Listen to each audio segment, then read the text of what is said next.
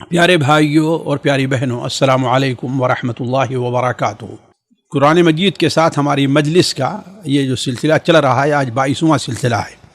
چاہیے تو تھا کہ یہ 22ویں پارے سے شروع کرتے، لیکن جیسا کہ آپ لوگوں کو معلوم ہے کہ بعض چیزیں طویل ہو جاتی ہیں اور بعض صورتوں کا اختصار کرنا بڑا مشکل ترین مرحلہ ہوتا ہے۔ خاص طور پر ساتھیوں میں آپ عرض کروں، جو لوگ پڑھے ہوئے ہیں دیکھیں گے کہ بعض صورتوں کا اختصار ایک مشکل ترین، بس یہی جی کہتا ہے کہ ان صورتوں کا ترجمہ پڑھتے چلے جائیں، کاش کے وقت ہوتا میں صرف یہی کرتا۔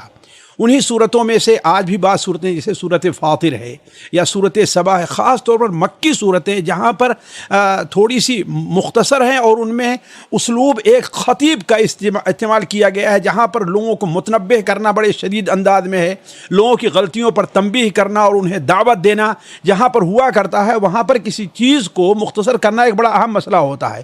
تو کل جو ہماری آپ کی بات رکی تھی وہ سورہ لقمان کے آخر میں، یعنی یا سورہ الف لام میم السجدہ کے شروع سے، گویا کہ آج ہماری آپ کی مجلس ہے، یعنی 22ویں پارے سے کچھ پہلے سے یہ سورہ الف لام میم السجدہ، جسے آپ لوگ جانتے ہیں کہ یہ سورت بڑی اہمیت کی حامل ہے۔ یہ بھی سورت بھی مکی ہے اور اس میں بھی توحید، عقیدے اور آخرت اور بعث بعد الموت کا عقیدہ بہت کھل کر کے ہے۔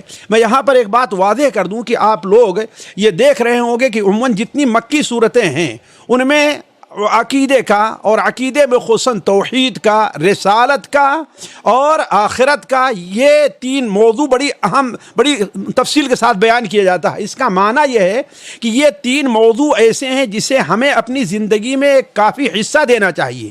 آج صورتحال یہ ہے کہ یہی چیزیں ہمارے اندر سے غائب ہیں، ہم فضائل اور دوسری چیزوں میں پڑھ کر کے ان چیزوں کو بھولے ہوئے ہیں۔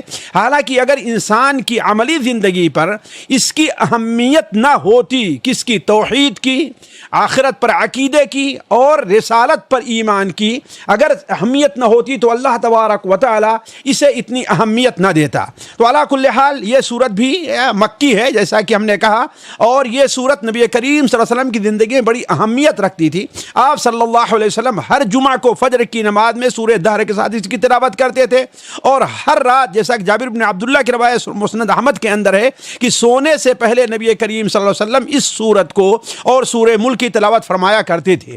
یہ سورت کی ابتدائی 3 آیتیں قرآن کی حقانیت سے متعلق ہیں اور اس کے اوپر زور ہے۔ الف لام میم تنزیل الکتاب لا ریب فیہ من رب العالمین، یعنی اللہ تبارک و تعالیٰ نے اس کتاب کو نازل کیا، اس کے منزل من اللہ ہونے میں کوئی شبہ نہیں ہے، یہ لوگوں کا جھوٹ نہیں ہے جیسا کہ یہ کہتے ہیں کہ محمد صلی اللہ علیہ وسلم نے اسے اپنی طرف سے گڑھ لیا ہے، جبکہ اللہ تبارک و تعالیٰ ہی کی طرف سے یقیناً نازل کردہ ایک کتاب ہے جس کا مقصد اہل مکہ جن کے پاس آپ سے قبل کوئی رسول نہیں آیا ہے ان کے لیے ہدایت ہے۔ بل هو الحق من ربک لتنذر قوما ما اتاهم من نذیر لعلهم يهتدون۔ آیت نمبر 9 سے 4 تک اللہ تبارک و تعالیٰ کی قدرت کے حوالے سے اس کی وحدانیت کا بیان ہے۔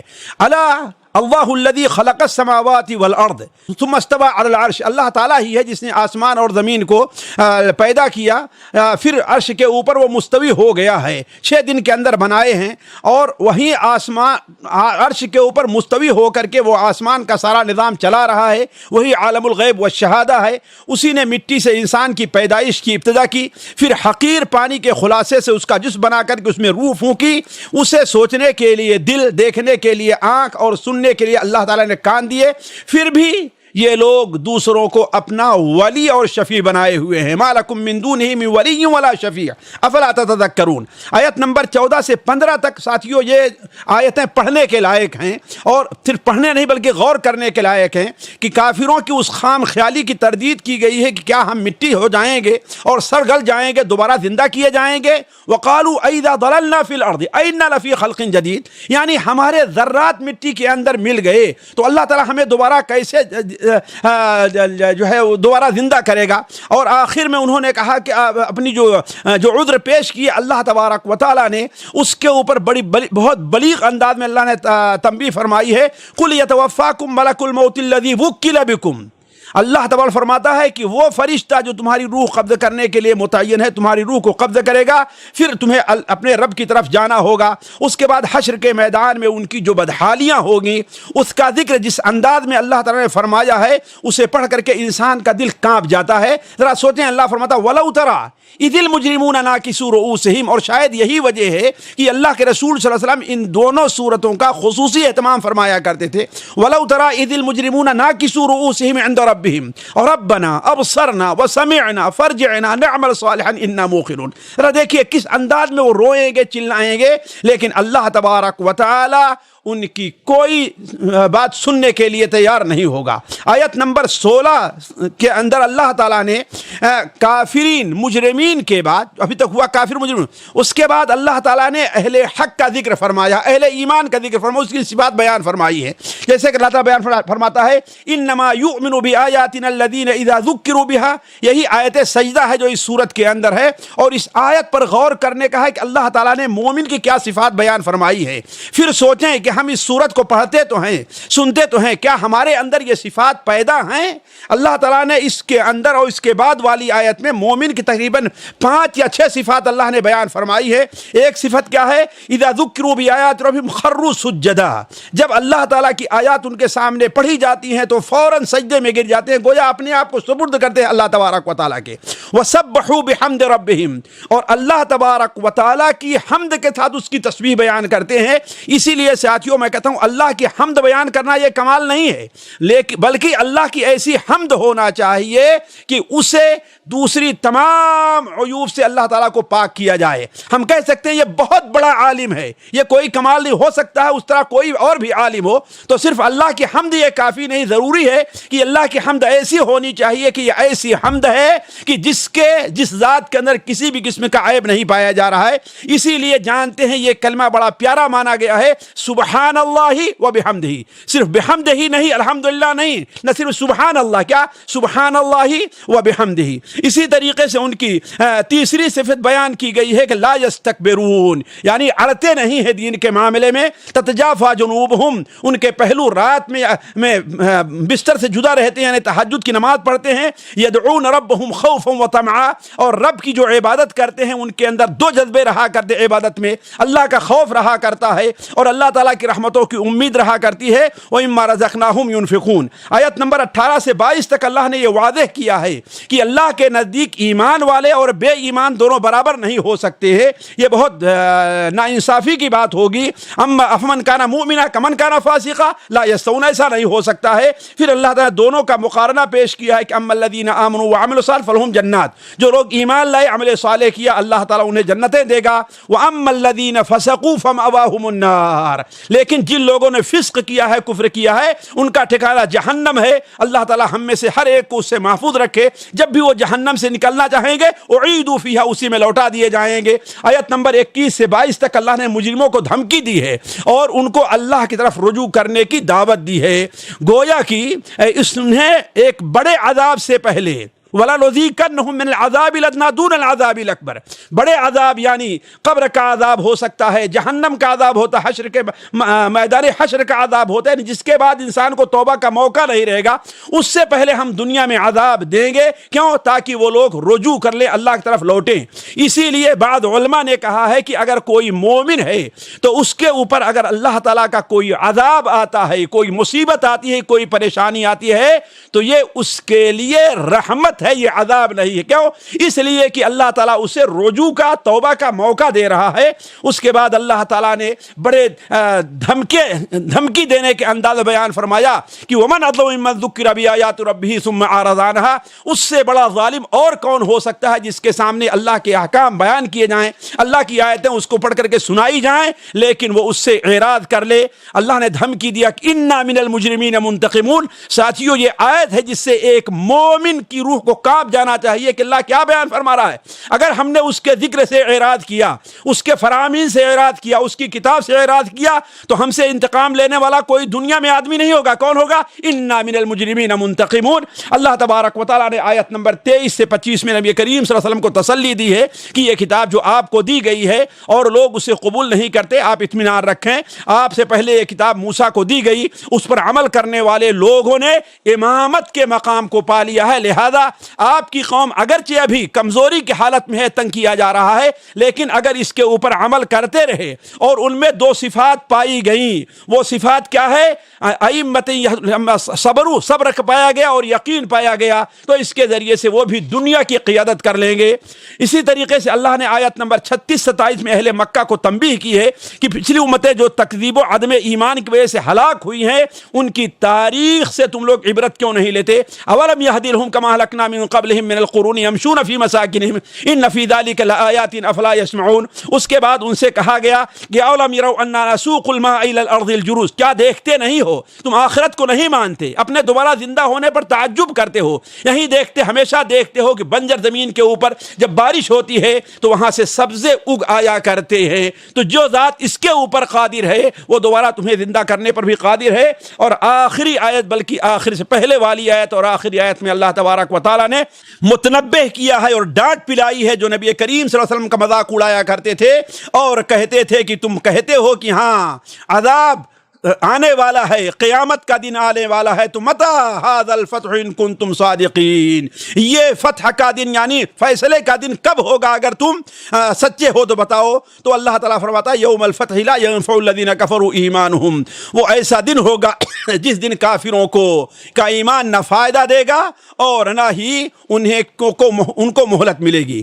اس کے بعد ساتھیوں سورہ الاحزاب ہے، یہ سورہ احزاب مدنی سورت ہے، اب تک متعدد صورتیں آپ کے سامنے مکی آئی ہیں لیکن یہ مدنی صورت ہے، لہذا اس کا اسلوب اور اس کا موضوع بھی عام مکی صورتوں سے بالکل جدا ہے۔ یہ صورت سن 5 ہجری کے بعد نازل ہوئی ہے، گویا غزوہ احزاب کے بعد۔ اس صورت میں اصل موضوع اس کا تو کہہ لیجئے اگر ایک الفاظ میں آپ کوئی بیان کرنا چاہے تو وہ یہ ہے کہ اس صورت میں نبی کریم صلی اللہ علیہ وسلم کی عظمت اور اللہ تعالیٰ کے نزدیک آپ کی محبوبیت کا بیان ہے۔ باقی جن الفاظ سے بھی آپ تعبیر کر لیں، یہ بات ضرور ہے کہ ضمن میں غزوہ احزاب کا، غزوہ بنو قریظہ کا کچھ شرعی احکام بھی بیان ہوئے ہیں جیسا کہ مدنی صورتوں کا حال ہے، لیکن بنیادی موضوع اگر آپ دیکھیں پہلی آیت سے لے کر کے آپ آخری آیت تک چلے جائیں تو بنیادی موضوع یہ ہوتا ہے کہ گویا یہ صورت نبی صلی اللہ علیہ وسلم کی طرف سے دفاع کے طور پر نازل ہوئی ہے۔ اس صورت کی ابتدا میں اللہ تعالیٰ نے اپنے نبی کریم صلی اللہ علیہ وسلم کو 4 حکم دیے ہیں جو دعوت کے لیے بڑے اہم ہیں۔ پہلا حکم ہے یا ایھا النبی اتق اللہ، اللہ تعالیٰ سے ڈریں، کافروں اور منافقوں کی اطاعت اور ان سے مشورہ نہ لیں، وحی الہی کی اتباع کریں اور اللہ تبارک و تعالیٰ پر بھروسہ کریں، وتوکل علی اللہ، اللہ تعالیٰ پر بھروسہ کیجئے اس لیے کہ وہ بہترین ذات ہے جس کے اوپر بھروسہ کیا جائے۔ گویا آپ صلی اللہ علیہ وسلم کو یہ حکم دیا جا رہا ہے کہ اپنے مشن میں آپ لگے رہیں، کسی کی پرواہ کیے بغیر اللہ پر توکل کرتے ہوئے اللہ تعالیٰ کا پیغام آگے تک پہنچائیں۔ آیت نمبر 4 سے 6 یعنی 4 سے لے کر کے 6 آیت تک اللہ نے چند جاہلی رسوم اور تصورات کی اصلاح فرمائی ہے۔ پہلی چیز مثال کے طور پر وہاں پر جو منافقین تھے وہ کہتے تھے کہ ہاں ہم مومن ہیں، بلکہ بسا اوقات کسی پر اعتراض کیا جائے کہ یہ کیا ہے، کبھی تم ایمان کا اظہار کرتے ہو کبھی کفر کا، تو کہتے تھے ہمارے سینے میں 2 دل ہے، ایک دل میں ایمان ہے اور ایک دل میں ایمان ہے دوسرے میں کفر ہے۔ اور جاہلوں کا ایک تصور یہ تھا کہ جو بہت ذہین آدمی، بڑا ہوشیار، بڑا فطین ہوا کرتا تھا، اسے کہا کرتے تھے کہ اس کے سینے میں 2 دل ہے۔ اللہ تعالیٰ نے اس نظریے کو غلط قرار دیا، کیوں؟ اسی کو بنیاد بنا کر کے نفاق کا جواز باز لوگ پیدا کیا کرتے تھے۔ تو اللہ تعالیٰ نے اولاً اس کی ممانعت فرمائی کہ ما جعل اللہ لرجل من قلبین فی جوفی۔ یہاں پر میں اپنے ساتھیوں سے ایک سوال کروں گا اور آخر میں وہ جواب دیں گے کہ اللہ فرماتا ہے ما جعل لرجل من قلبین فی جوفی، اللہ نے کسی مرد کے اندر 2 دل نہیں رکھا ہے، کسی مرد کے پیٹ میں 2 دل نہیں رکھا ہے، سینے میں 2 دل نہیں رکھا ہے۔ تو کیا مطلب عورت کے سینے میں 2 دل ہے؟ ذرا یہ سوچیں، آپ نے اللہ نے کیوں نہیں فرمایا کسی انسان کے، کسی آدمی کے سینے میں دو دل نہیں؟ کیا فرمایا؟ کسی مرد کے سینے میں دو دل نہیں۔ اس کے اوپر غور کریں اور آخر میں اس کا جواب دیں گے۔ دوسری جو جاہلی رسم تھی اللہ کے رسول صلی اللہ علیہ وسلم کے زمانے میں، بلکہ آپ سے پہلے بھی، وہ ظہار کی رسم تھی۔ یعنی کوئی شخص اپنی بیوی سے ناراض ہو، اسے تنگ کرنا چاہے تو کہتا تھا کہ انت علی کظہر امی، تیری مثال ایسی ہے جیسے تو میری ماں کی پیٹھ، یعنی جس طریقے سے میری ماں میرے اوپر حرام ایسے تو بھی حرام ہے۔ اس کی وجہ سے وہ عورت زندگی بھر کے لیے اس کے اوپر حرام ہو جایا کرتی تھی۔ شریعت نے اس رسم کا بھی خاتمہ کیا اور اس کو ناجائز اور حرام قرار دیا اور اس کے کفارے بیان فرمائے جیسا کہ آگے آئے گا۔ تیسری چیز جو یہاں پر اللہ نے اس کو باطل قرار دی ہے وہ یہ ہے کہ تبنی کی رسم، یعنی منہ بولا بیٹا کسی کو بنا لینا، جو زمانے جاہلیت میں بہت عام تھا، اور یہ جاہلی بدعت بدقسمتی سے آج بھی مسلمانوں میں بڑی تیزی کے ساتھ پھیل رہی ہے، کسی کو اپنا بیٹا بنا لیتے ہیں۔ چوتھی چیز نبی کریم صلی اللہ علیہ وسلم کی عظمت کو کا بیان ہے کہ آپ صلی اللہ علیہ وسلم کی حیثیت کسی ایک عام مسلمان کی نہیں ہے، بلکہ عام مسلمان کے نزدیک آپ صلی اللہ علیہ وسلم کی حیثیت یہ بھی ہے کہ النبی اولا بالمؤمنین من انفسہم، نبی کا مقام انسان کے نزدیک یہ ہونا چاہیے خود اس کے اپنی ذات سے بھی، چاہے دفاع کرنے کا معاملہ ہو، حفاظت کرنے کا معاملہ ہو، احترام کرنے کا معاملہ، کوئی بھی معاملہ ہو، اپنی ذات سے بھی نبی کو آگے رکھنا چاہیے۔ اور پانچواں حکم یہ بیان کیا گیا ہے کہ نبی صلی اللہ علیہ وسلم کی ازواج مطہرات جو ہیں وہ احترام اور تعظیم میں مسلمانوں کی ماؤں کی حیثیت رکھتے ہیں، جیسے جس طریقے سے ان کا احترام ضروری ہے ایسے ان کا بھی احترام، جیسے ان سے شادی ناجائز ہے ویسے ان سے بھی شادی ناجائز ہے۔ آیت نمبر 7-8 کے اندر نبی صلی اللہ علیہ وسلم اور تمام انبیاء سے اللہ تعالیٰ نے جو عہد لیا ہے اس کا پیغام کہ اللہ کا پیغام جو ہے امت تک پہنچائیں گے۔ اللہ تبارک و تعالی نے اس عہد کا ذکر کیا ہے اور یہ بھی بیان فرمایا ہے کہ اللہ تبارک و تعالی اس سے متعلق قیامت کے دن سوال کرے گا۔ اس سے گویا اشارہ نبی سے بڑھ کر زیادہ ہم لوگوں کی طرف ہے کہ جو لوگ اس دین کے وارث بنے ہیں، اس کتاب کا علم اللہ نے ان کو دیا ہے، اس نبی کی دعوت پر لبیک کہے ہیں، ان کے لیے بھی یہ ضروری ہے کہ وہ اللہ تعالیٰ کے پیغام کو لوگوں تک پہنچائیں، ورنہ اللہ تعالیٰ ان سے قیامت دن سوال کرے گا۔ آیت نمبر 9 سے لے کر 27 تک غزوہ احزاب کا ذکر اور اس پر تبصرہ ہے۔ اولاً وہ منظر کشی کی گئی ہے جو اس وقت مسلمانوں کو درپیش تھے کہ مسلمان کس قدر خوفزدہ تھے۔ اذ جاؤکم من فوقکم ومن اسفل منکم واذ زاغت الابصار وبلغت القلوب الحناجر وتظنون بالله الظنونا هنالك ابتلي المؤمنون وزلزلوا زلزالا شديدا۔ ساتھیوں اتنا بلیغ انداز میں ہے کہ مجھ جیسا کوئی شخص ترجمے میں اس کی وضاحت نہیں کر سکتا۔ اللہ تعالیٰ فرماتا ہے کہ اس وقت کو یاد رکھو جب تمہارے اوپر سے بھی حملہ کرنے کے لیے آئے اور نیچے کی جانب سے بھی حملہ کرنے کے لیے آئے، تمہارے دیدے پتھرا گئے تھے، بلغت القلوب الحناجر، تمہارے دل گلے تک آ گئے تھے، یہاں تک مصیبت کے اندر تم پڑ گئے کہ اللہ تعالیٰ کے بارے میں تم سوچنے لگے آیا اللہ تعالیٰ کا وعدہ سچا ہے کہ نہیں ہے۔ ہنالک ابتلی المؤمنون وزلزلوا زلزالا شدیدا، وہاں مسلمانوں کو سخت آزمائش کا شکار ہونا پڑا ہے۔ دوسری چیز اس جنگ میں منافقوں کا جو کردار تھا اللہ تعالیٰ نے اس کو ہی بیان کیا کہ ان کا مقصد مسلمانوں کو خوف دلانا اور ان کی ہمت کو پست کرنا تھا، جیسے اذ یقول المنافقون والذین ما فی قلوبہم مرض ما وعدنا اللہ ورسولہ الا غرورا، کہ اللہ اور اس کے رسول تم سے جو وعدہ کیا ہے کہ فتح ہوگی، کامیابی ہوگی، یہ صرف ایک دھوکہ ہے۔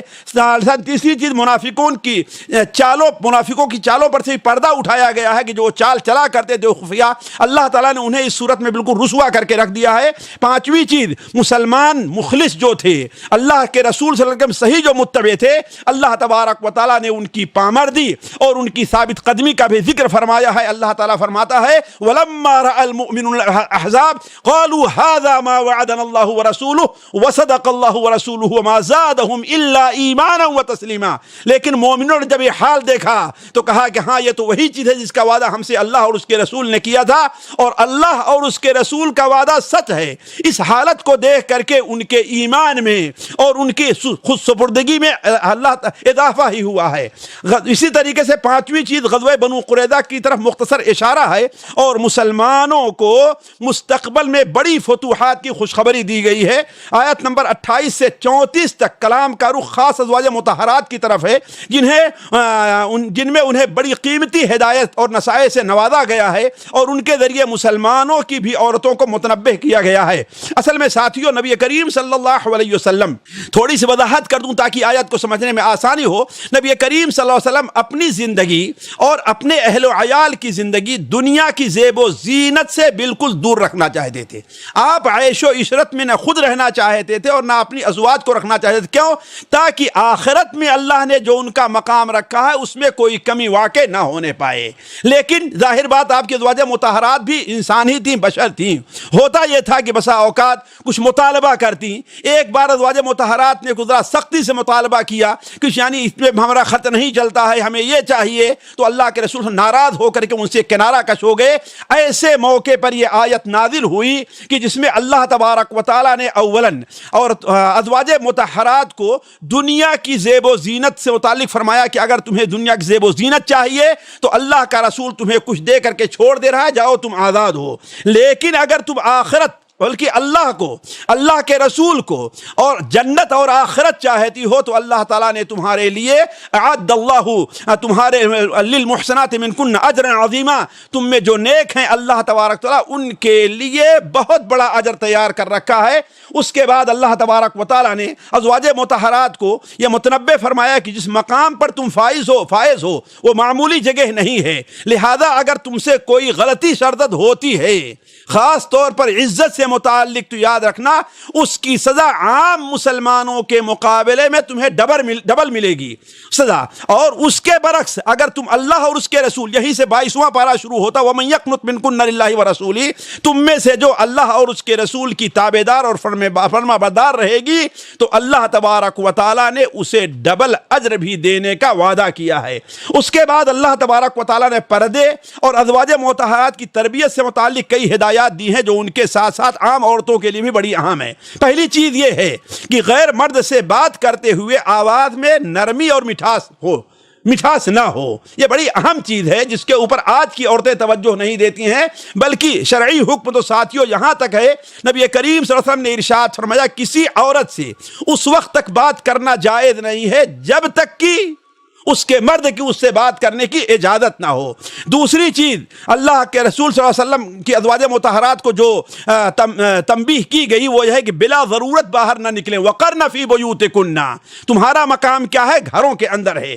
تیسری چیز ان کو کہی گئی کہ نماز قائم کریں۔ چوتھی چیز زکوٰۃ دیں، اور پانچویں چیز اللہ اور اس کے رسول کی اطاعت کریں، اور چھٹی چیز گھروں میں قرآن اور حدیث کی تعلیم کا اہتمام کریں۔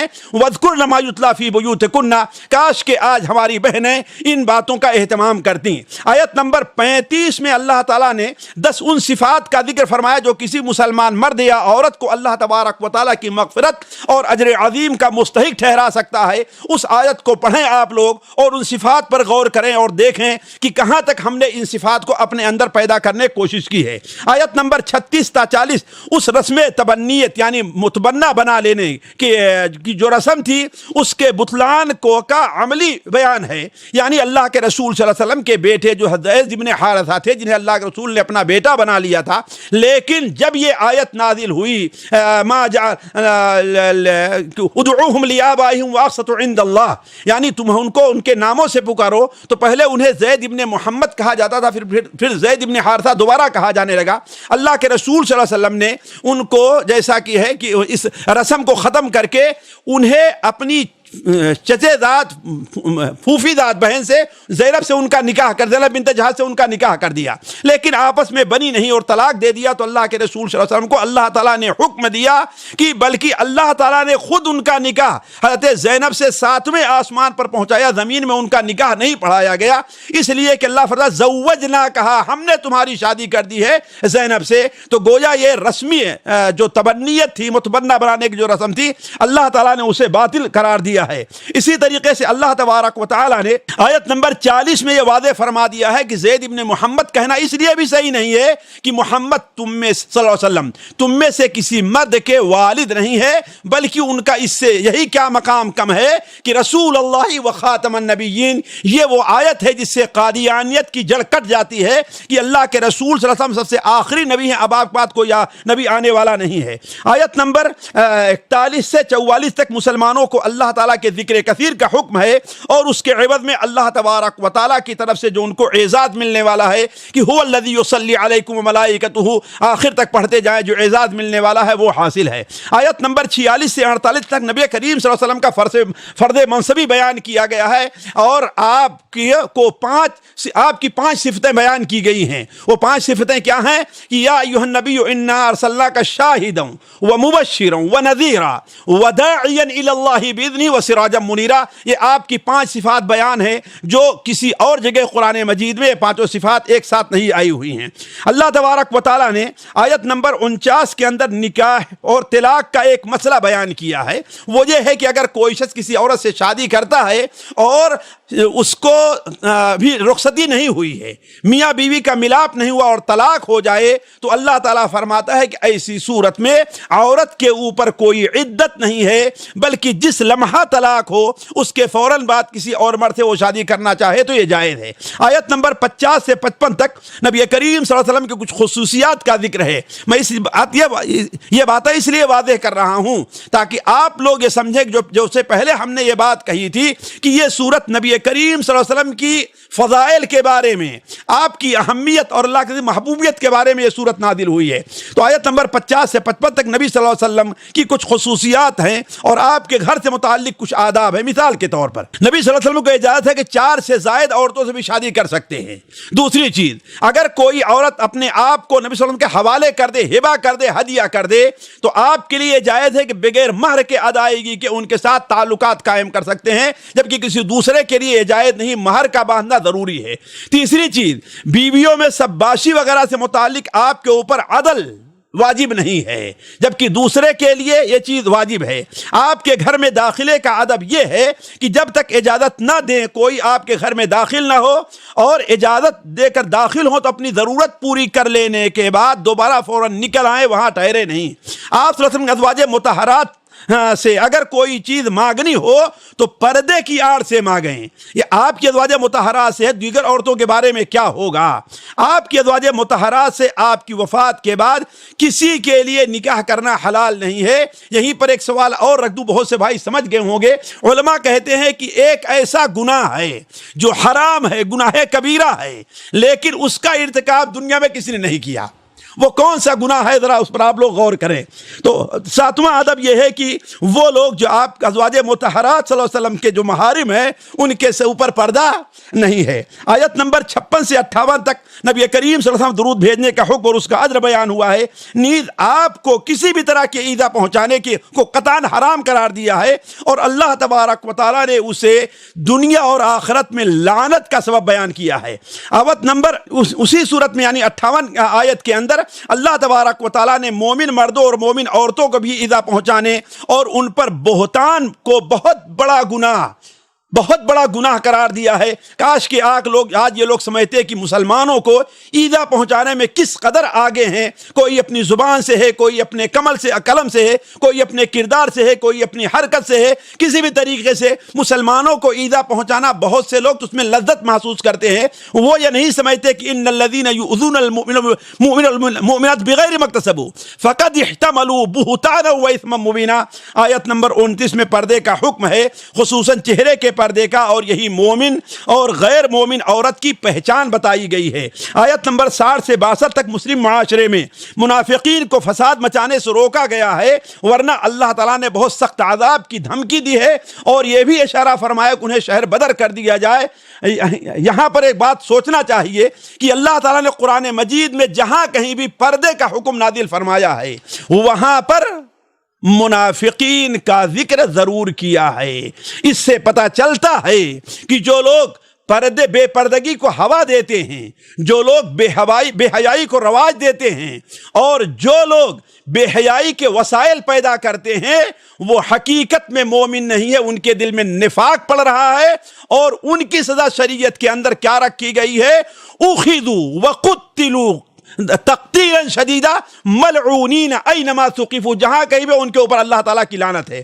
سورت کے آخر میں قیامت کی بعد ہولناکیوں کا ذکر ہے، اور کافروں منافقوں سرداروں اور پیروکاروں اور ہر ایک کے اوپر جو عذاب ہوگا ان کی طرف اشارہ ہے، بلکہ چند الفاظ میں عذاب الہی کی ایسی ہولناکی بیان ہوئی ہے کہ جس کو پڑھ کر کے دل دہل جاتا ہے اور اس کا وجود کانپ جاتا ہے۔ آیت نمبر 69 سے 71 تک حضرت موسیٰ علیہ السلام کی قوم کی جو بدسلوکی ان کے ساتھ تھی، اس کا حوالہ دے کر نبی صلی اللہ علیہ وسلم کو کسی بھی قسم کی ایذا رسانی سے مسلمانوں کو روکا گیا ہے کہ کسی بھی قسم کی ایذا رسانی نہ ہو، بلکہ اس کے بعد اللہ تعالیٰ نے بیان فرمایا کہ اللہ اور اس کے رسول کی اطاعت یہی کامیابی کا ذریعہ ہے۔ آخر میں مسلمانوں کو اس عہد امانت کو یاد دلایا گیا ہے جس کے بوجھ اٹھانے سے آسمان اور زمین اور پہاڑ ڈر گئے، لیکن اگر کوئی اسے ادا کرتا، اس عہد کو پورا کرتا ہے، تو اللہ تعالیٰ کی طرف سے اسے توبہ کی قبولیت اور مغفرت و رحمت کا وعدہ ہے، ورنہ کفر اور نفاق کی صورت میں عذاب علیم کی دھمکی ہے۔ ساتھیو، اس پارے کی جو یعنی 22ویں پارے کی جو دوسری صورت ہے وہ سورہ سبا ہے۔ یہ صورت بھی مکی ہے، اور مکی صورتوں کی طریقے سے اس کا موضوع بھی عقیدہ آخرت اور توحید و رسالت ہے۔ اب اذان کے جواب کے لیے تھوڑا سا رکتے ہیں۔ تو ساتھیوں، میں عرض کر رہا تھا کہ اس پارے کی دوسری صورت سورہ السبا ہے۔ السبا نہیں، سبا۔ اس کا نام سبا اس لیے رکھا گیا ہے کہ ملک سبا یا ملک سبا جو تھا، وہاں پر ان کو اللہ نے نعمتوں سے نوازا تھا، لیکن انہوں نے نعمت کی قدر نہیں کی، اس کا ذکر ہے۔ چونکہ قرآن مجید میں صرف یہیں پر قصہ ہے ان کا ہے، اس لیے اس صورت کا نام اس سے رکھا گیا ہے۔ اس صورت کے ابتدائی 2 آیتوں میں اللہ تعالیٰ کی عظمت کا بیان ہے کہ اگر زمین و آسمان میں حمد کے لائق کوئی ذات ہے تو اللہ تبارک و تعالیٰ ہے، بلکہ آخرت میں بھی اس کی محمودیت کا خصوصی اظہار ہوگا۔ اس کا علم اس قدر وسیع ہے کہ زمین و آسمان کی ہر چیز کا علم اس کے پاس ہے، کوئی بھی چھوٹی بڑی چیز اس کے علم سے پرے نہیں ہے، جو اس کی وحدانیت کی واضح دلیل ہے۔ میں ہمیشہ یہ بات آپ لوگوں کے سامنے رکھتا آیا ہوں کہ اللہ تبارک و تعالیٰ نے توحید الوہیت سے اور اپنی قدرت سے، توحید ربوبیت سے اور اپنی قدرت کاملہ سے، اللہ تعالیٰ نے توحید الوہیت یعنی عبادت کے اندر اللہ تعالیٰ کے عبادت کا مستحق ہونے میں، اکیلے ہونے کا اللہ تعالیٰ اسے ثبوت پیش کرتا ہے۔ اللہ تعالیٰ الحمدللہ الذی لہ ما فی السماوات، یہ ہمارے خیال سے چوتھی صورت ہے جو وہ صورت الحمد سے شروع ہوتی ہے۔ اس کے بعد سورہ فاطر ہے، اس کے بعد کوئی صورت لفظ الحمد سے شروع نہیں ہوئی ہے۔ آیت نمبر 3 سے لے کر کے 9 تک ان مشرکین کے اعتراضات کا جواب ہے جو حشر و نشر کے منکر رہے ہیں، یعنی ان کے یہاں دوبارہ زندہ ہونا اور قیامت میں حساب کے لیے حاضر ہونا ایک بعید چیز تھی، اس کو بعید سمجھتے تھے۔ جواب میں اللہ تعالیٰ نے فرمایا ہے تاکید کے طور پر، اولاً اللہ کے رسول کو قسم کھانے کا۔ قرآن مجید میں 3 جگہ شاہد ہے جہاں پر اللہ تعالیٰ نے اپنے نبی کو قسم کھانے کا حکم دیا ہے، اور تینوں جگہیں ایسی ہیں جہاں پر اللہ تعالیٰ نے قیامت کے وقوع سے پہلے، قیامت کے وقوع کے لیے اللہ تعالیٰ نے اپنے نبی کو کہ قیامت واقع ہوگی، وہ نبی کو قسم کھانے کا حکم دیا۔ کل بلا وربی کل ای رب ربی، اس کو آپ لوگ سوچیں کہ یہ کہاں 3 جگہ موجود ہے، ایک جگہ پیچھے گزر چکا ہے اور ایک جگہ آخر میں آئے گا، یہ 3 جگہیں ہیں۔ چونکہ مکہ کے جو مشرکین تھے ان کو یہ شبہ ہوتا تھا کہ جب ہم مٹی میں جائیں گے سڑ گل جائیں گے، جیسا کہ بھی سورہ اذا ضللنا فی الارض، جب ہم مٹی کے اندر سڑ گل جائیں گے، ہمارے ذرات ادھر ادھر بکھر جائیں گے، تو ہمیں دوبارہ کیسے زندہ کیے جائے گا؟ تو اللہ تبارک و تعالیٰ نے اس کا جواب دیتے ہوئے بیان فرمایا عالم الغیب لا يعزب عنہ مثقال ذرہ، اللہ تعالیٰ کے علم سے ایک ذرہ کے برابر بھی کوئی علم ہے تو وہ بھی غائب نہیں ہے، چاہے زمین میں ہے یا آسمان میں ہے، بلکہ ولا اصغر من ذلک ولا اکبر، اگر ذرے سے چھوٹی کوئی چیز ہے یا بڑی کوئی چیز ہے تو وہ بھی اللہ تعالیٰ کے ہاں علم ہے اور کتاب مبین کے اندر موجود ہے۔ پھر اللہ تعالیٰ نے قیامت کے وقوع کی علت بیان کی ہے تاکہ اس دنیا میں نیک و بد جو عمل کرنے والے ہیں، اچھا اور برا عمل کرنے والے، ان کا اس کا بدلہ دیا جائے، یہ علت بیان کی گئی ہے۔ جیسے اللہ نے فرمایا لیجزی الذین آمنوا وعملوا الصالحات، اس لیے قیامت قائم ہوگی. کیوں؟ تاکہ جو لوگ نیک عمل کرتے ہیں اور ایمان لے آئے ہیں ان کو اس کا بدلہ دیا جائے کہ لہم مغفرۃ ورزق کریم. اور جو لوگ کفر کرتے ہیں والذین سعوا فی آیاتنا معاجزین اولئک لہم عذاب من رجز علیم. پھر قیامت کے منکرین کو آسمان و زمین کی تخلیق پر غور کرنے پر ابھارا ہے. ان میں ان کے فوائد کی وہ فوائد کے اوپر غور کریں کہ اللہ تعالیٰ نے اس میں ان کے لیے کتنے فوائد رکھے ہیں. کہ اولم یروا الی ما بین ایدیہم وما خلفہم من السماء اولم یروا الی ما بین ایدیہم وما خلفہم من السماء والارض. اس پر غور کریں کہ اس میں ان کے لیے کتنا فائدہ ہے. اگر اللہ تعالیٰ چاہے تو ان کو اس حالت میں ہلاک کر دے، لیکن اللہ تعالیٰ ان تمام فوائد سے انہیں مستفید ہونے کی توفیق دے رہا ہے. آیت نمبر 10 سے 12 تک حضرت داؤد علیہ السلام اور حضرت سلیمان علیہ السلام کا ذکر خیر ہے. اللہ تعالیٰ نے کس قدر عظیم نعمتوں سے نوازا کہ حضرت داؤد علیہ السلام کو اللہ تعالیٰ نے اس قدر پیاری آواز عطا فرمائی کہ ان کی آواز میں آواز ملا کر صرف چڑیاں جاندار ہی نہیں بلکہ پہاڑ بھی نغمہ خواں ہو جایا کرتے تھے. نیز اللہ تبارک و تعالیٰ نے ان کے لیے لوہے کو موم بنا دیا جس سے وہ ہتھیار تیار کیا کرتے تھے. حضرت سلیمان صلی اللہ علیہ وسلم کے لیے اللہ نے ہوا کو مسخر کر دیا. اور یہ کہ اللہ تعالیٰ نے ان کے لیے تانبا، آج کل آپ لوگ تانبا کو کس حالت میں دیکھتے ہیں جو جمع ہوا رہتا ہے، لیکن ان کے لیے تانبا ایسا تھا جو پانی کے طریقے سے بہا کرتا تھا. اور جنوں کو اللہ تعالیٰ نے ان کے لیے مسخر کیا. اہل مکہ کو یہ خبر دینی ہے تم ان کے اوپر ایمان لاتے ہو، ان کا قصہ سنتے ہو تو جان لو کہ ان نعمتوں کے باوجود وہ غرور کے اندر مبتلا نہیں ہوئے بلکہ وہ ہمارا شکر ادا کرتے رہے. اعملوا آل داؤد شکرا وقلیل من عبادی الشکور.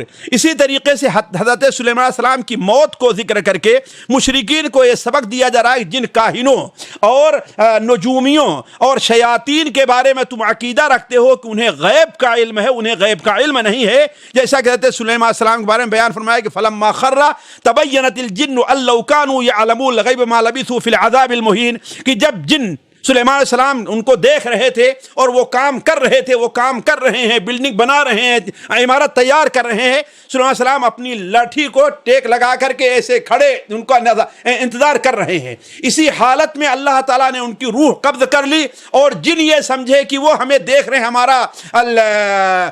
ہماری نگرانی کر رہے ہیں، اسی لیے کام جلدی کرتے گئے. اچانک جب چھڑی کو دیمک نے کھا لیا اور ٹوٹی اور جب گر گئے تب جن کہنے لگے کاش کہ اگر ہمیں معلوم ہوتا کہ ہمیں غیب معلوم ہوتا تو ہم اس عذاب کے اندر نہ رہتے. تو گویا مکہ کے مشرکین اور آج کے جو لوگ بھی کاہنوں اور نجومیوں پر اور ہتھیلی دیکھ کر کے یا آپ کی کوئی چیز دیکھ کر کے آگے کی خبر بتاتے ہیں، ان کے لیے گویا کہ یہ سبق ہے کہ اللہ کے علاوہ غیب کوئی نہیں جانتا.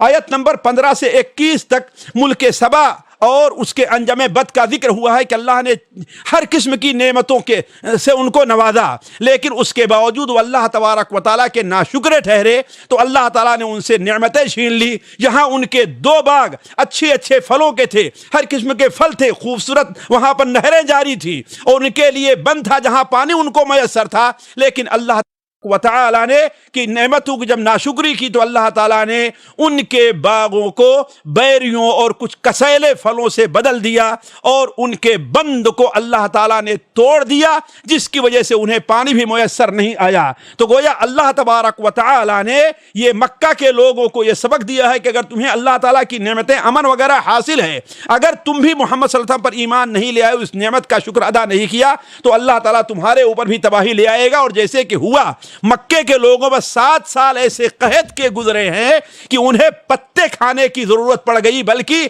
اس قدر بھوک کے شکار ہوتے تھے کہ نظر ان کو کچھ دکھائی نہیں دیتا تھا. ایسے نظر اٹھا دے تو ایسا محسوس ہوتا تھا کہ آگے سامنے دھواں ہے.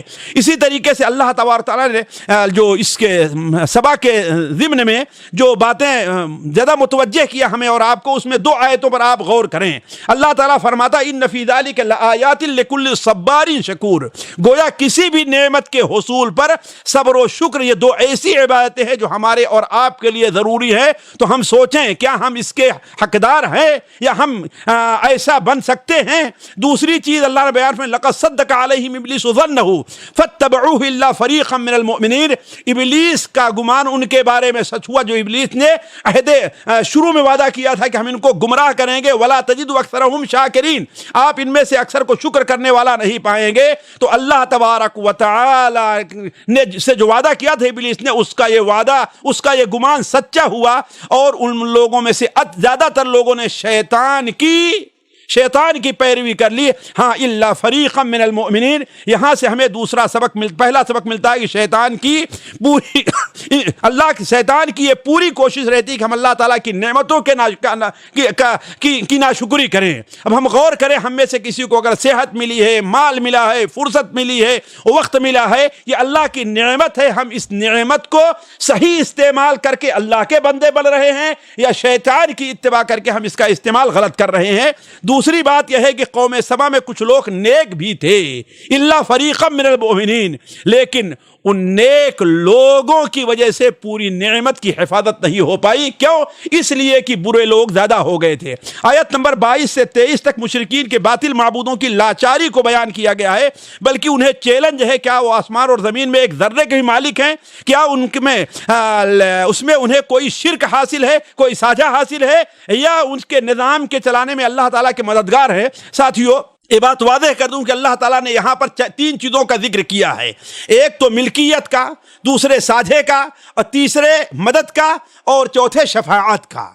کسی سے کوئی چیز حاصل کرنے کے لیے یہ 4 چیزیں ہو سکتی ہیں، یعنی وہ مالک ہے آپ کو دے دے، یا مالک نہیں ہے تو اس کو اس میں شرکت حاصل ہے، ساجھا حاصل ہے، اپنے حصے سے کچھ آپ کو دے دے، یا اپنے حصے سے نہیں تو وہ ایسا کر سکتا ہے کہ اس کی مدد کر رہا ہے۔ کیا نیٹ کٹ گیا کیا؟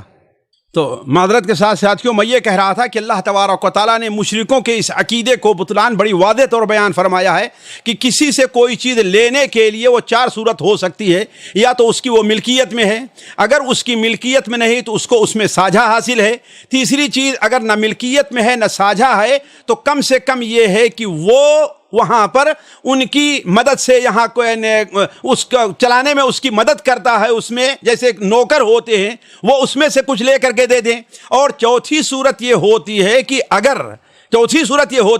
کہ اگر ان کو ساجھا نہیں ہے تو سفارش کر کے دلوا دیں۔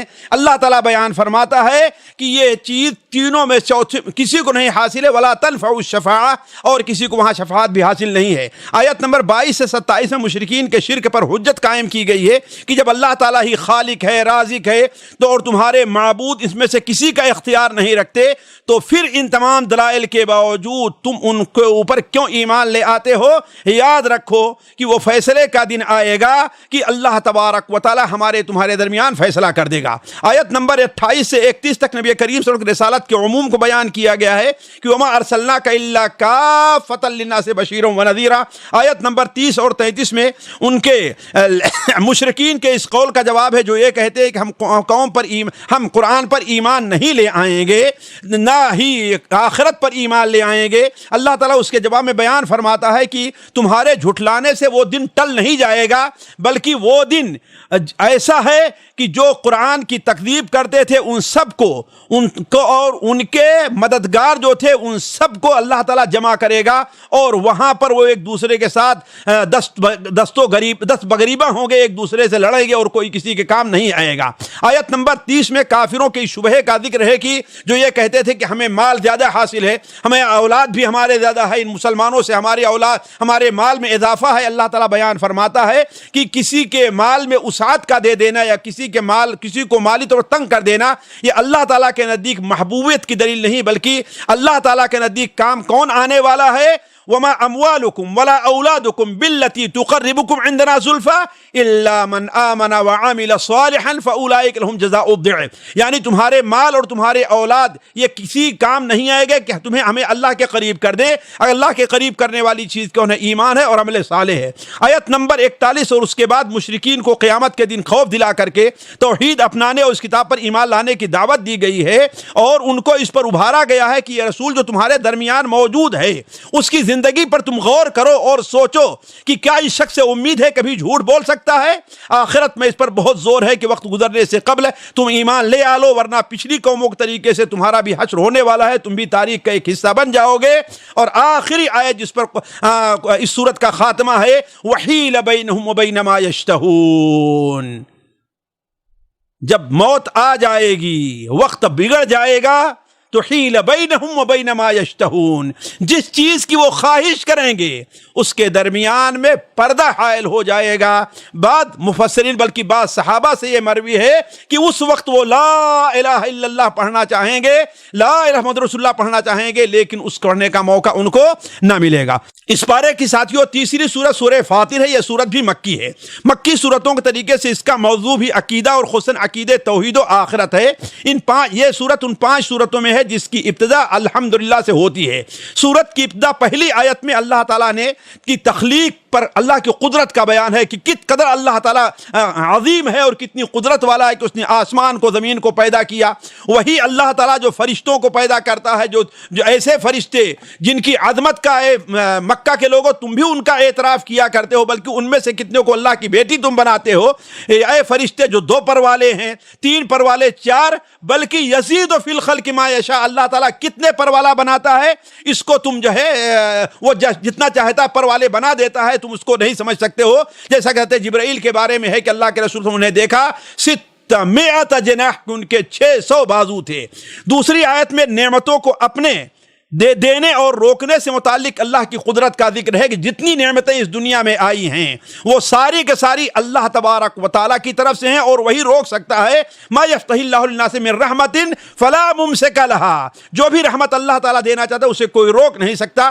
تیسری آیت میں ان لوگوں کو توحید کی دعوت دی جا رہی ہے جب اتنی قدرت والا اللہ ہے اور وہی تم کو روزی دیتا ہے، وہی تمہاری اتنی اپنی رحمتیں نازل کرتا ہے، تو اسی کو الہ واحد مانو، اس کے علاوہ کسی اور کے الہ ہونے کا عقیدہ نہ رکھو۔ آیت نمبر 4 میں نبی کریم تسلی دی گئی ہے کہ اگر یہ لوگ جھٹلاتے ہیں تو یہ کوئی نئی بات نہیں ہے، فقط کذبت رسل من قبلک، آپ سے پہلے بھی رسولوں کو جھٹلایا گیا ہے۔ آیت نمبر 5 سے 8 تک لوگوں کو آخرت پر ایمان کی دعوت ہے، اور جو لوگ کفر کرتے ہیں انہیں عذاب علیم کی دھمکی دی گئی ہے۔ یا ایھا الناس ان وعد اللہ حق، یہ اس بات کی دلیل ہے کہ یہ قرآن ساری دنیا کے لیے ہے، صرف عرب کے لیے نہیں۔ یا ایھا الناس ان وعد اللہ حق فلا تغرنکم الحیات الدنیا، اے لوگوں تمہیں متنبہ کیا جا رہا ہے کہ آخرت سے غافل نہ ہو، اس لیے کہ آخرت سے غافل کرنے والی 2 چیزیں ہوا کرتی ہیں۔ ایک چیز شیطان ہوتی ہے، اللہ فرماتا ہے فاتخذوه عدوا، آگے والی آیت اس کو تم دشمن بنا لو،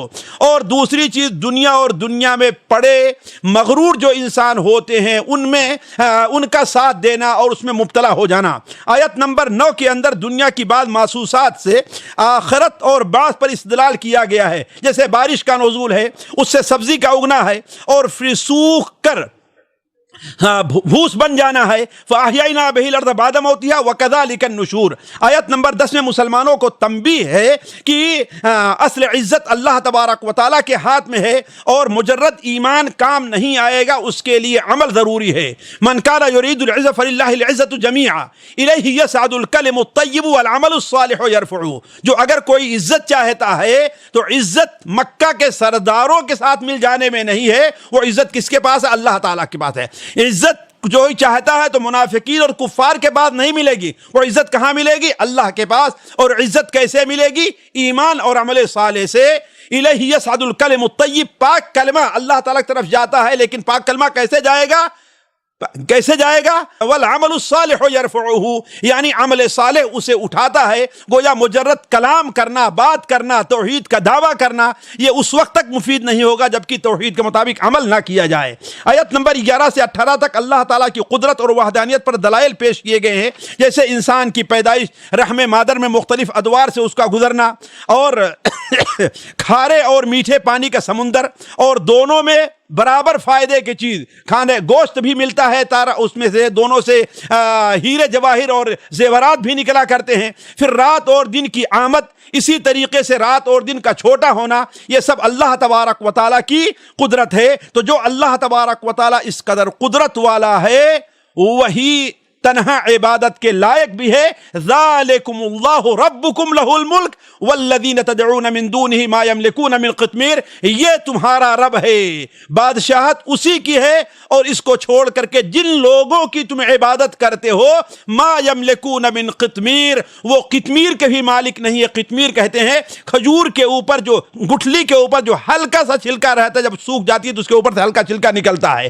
اس طریقے سے اللہ تبارک و تعالیٰ کی طرف سے گویا دعوت ہے کہ تم اسی کی پناہ میں آؤ اور قیامت کے دن پر تم ایمان لے آؤ، اور جو لوگ جو ہے قیامت پر ایمان نہیں لے آتے ہیں ان کے بوجھ کو قیامت کے دن کوئی اٹھانے والا نہیں ہوگا۔ یا ایھا الناس انتم الفقراء الی اللہ واللہ هو الغنی الحمید، اور آگے فرمایا وَإِن تَدْعُ مُثْقَلَةٌ إِلَىٰ حِمْلِهَا لَا يُحْمَلُ مِنْهُ شَيْءٌ وَلَوْ كَانَ ذَا قُرْبَىٰ۔ قیامت کے دن جب قیامت آ جائے گی تو کوئی کسی کا بوجھ اٹھانے کے لیے تیار نہیں ہوگا، خواہ اس کا قریبی رشتہ دار ہی کیوں نہ ہو۔ آیت نمبر 29 سے 26 تک ان آیتوں میں مومن اور کافر کے فرق کو واضح کیا گیا ہے کہ جس طرح بینا اور نابینا برابر نہیں ہو سکتے، تاریکی اور روشنی برابر نہیں ہے، دھوپ اور چھاؤں برابر نہیں ہے، زندے اور مردے برابر نہیں ہے، ایسے ہی مومن اور کافر برابر نہیں ہو سکتے۔ اسی لیے نبی کریم صلی اللہ علیہ وسلم کو تسلی دینا مقصود ہے کہ اللہ تبارک و تعالی کہ اس میں بڑی حکمتیں ہیں، لہذا آپ اپنا کام کرتے جائیے۔ جس کی زندگی اللہ تعالیٰ جس کو زندہ رکھنا ہوگا یعنی ایمان دینا ہوگا، اللہ اس کو ایمان دے گا، اور جس کو گمراہ کرنا ہوگا وہ گمراہ ہو جائے گا۔ آیت نمبر 27-28 میں اللہ تعالیٰ نے مختلف فلوں کی قسمیں، پہاڑوں کی مختلف قسمیں، سفید رنگ کا پہاڑ ہے، سرخ رنگ کا پہاڑ ہے، جانوروں کے مختلف رنگ، اور تخلیق میں تدبر کرنے کا حکم دیا ہے کہ ہمیں اور آپ ان کی تخلیق میں تدبر کرنا چاہیے، اور ان سے اپنے وجود اور عظمت کی دلیل اللہ تعالیٰ پیش کرنا چاہتا ہے، اور ہمیں یہ دعوت دے رہا ہے اور باقی آدھے فرما رہا ہے کہ اس کے اوپر غور کرنے والے کون ہیں، فائدہ لینے والے کون ہیں؟ انما یخشی اللہ من عبادہ العلماء۔ پھر ان علماء کی صفات کیا ہے؟ آگے 29 نمبر آیت میں بیان فرمایا گیا کہ وہ علماء اور ان کے وارثین کون ہیں؟ ان الذین یتلون کتاب اللہ، جو کتاب الہی کی تلاوت کرتے ہیں گویا وہ عالم ہیں، جو نماز پڑھتے ہیں گویا وہ عالم ہیں، اللہ تعالیٰ کے دیے ہوئے میں سے خرچ کرتے ہیں وہ عالم ہیں۔ آیت نمبر 32 میں کتاب الہی کے حاملین کی 3 قسمیں بیان کی گئی ہیں۔ اب ہمیں دیکھنا ہے کہ ہم اس میں سے کس قسم میں شامل ہونا چاہتے ہیں۔ ایک تو کیا ہے؟ سابقون بالخیرات، یہ وہ لوگ ہیں جو ہر نیک کام میں پیش رہا کرتے ہیں اور ہر گناہ کے کام سے دور رہا کرتے ہیں۔ دوسرے کون ہیں؟ ظالم لنفسہ ہے، یہ وہ لوگ ہیں جو فرائض کے اندر بھی کوتاہی کرتے ہیں اور گناہ کا کام بڑی دلیری کے ساتھ یہ لوگ کر جایا کرتے ہیں، اگرچہ وہ ایمان ہیں، ان کے اوپر اپنی غلطی کا اعتراف رہا کرتا ہے۔ اور تیسرے وہ لوگ ہیں جو مقتصد درمیانی درجے کے ہیں کہ جو اللہ تعالیٰ کی اطاعت میں کوتاہی نہیں کرتے، البتہ بعض معمولی گناہ خصوصاً صغائر کا ان سے ارتکاب ہو جاتا ہے، لیکن ان تینوں سے اللہ تبارک و تعالی نے اللہ تبارک و تعالی تینوں کے لیے وعدہ کیا ہے کہ انہیں معاف کریں گے اور انہیں اللہ تبارک و تعالی صحیح راستے پر اللہ تعالیٰ ان کے لیے جنت رکھا ہے۔ آیت نمبر 33 سے 38 تک اس کتاب پر ایمان لانے والے اور اس کے مطابق عمل کرنے والوں پر انعام کا ذکر ہے، اور جو اس سے کفر کرتا ہے اس کے عذاب کا بڑا خوفناک ذکر آیا ہے۔ اللہ تعالیٰ نے فرمایا ساتھیوں، پڑھنے سے تعلق رکھتے ہیں، وَهُمْ يَسْتَرِخُونَ فِيهَا، وہ جہنم میں چیختے ہوں گے، کیا کہیں گے؟ ربنا اخرجنا، اے اللہ تعالیٰ ہمیں اس میں سے نکال دے، نعمل صالحا غیر الذی کننا نعمل، ہم اب نیک عمل کریں گے، جو برا عمل کرتے تھے اس کے قریب نہیں جائیں گے۔ لیکن اللہ تعالیٰ فرمائے گا اولم نعمرکم ما یتذکر فیہ من تذکر، کیا تمہیں اتنی عمر نہیں ملی تھی کہ اس عمر میں جو نصیحت حاصل کرنا چاہے وہ نصیحت حاصل کر لے؟ فذوقوا، اب تمہیں یہی عذاب چکھنا ہے، تمہیں اس سے فرصت نہیں ملے گی۔ آیت نمبر 39 سے 41 تک قریش کو دھمکی دی جا رہی کہ اللہ تعالیٰ نے تمہیں جعلکم خلفاء فی الارض، اللہ تعالیٰ تمہیں زمین میں اگلوں کے بعد اللہ نے تمہیں جو جگہ دی ہے، تمہیں بسایا ہے، تمہارے لیے ابھی وقت ہے، ایمان لے آؤ، اور یاد رکھو کہ جس طریقے سے اللہ تعالیٰ نے تم سے پہلے جو لوگ تھے ان کے خود ساختہ معبود ان کے کسی کام نہیں آ سکے ہیں، ایسے ہی تمہارے یہ اپنے بنائے ہوئے معبود تمہارے کسی کام نہیں آئیں گے۔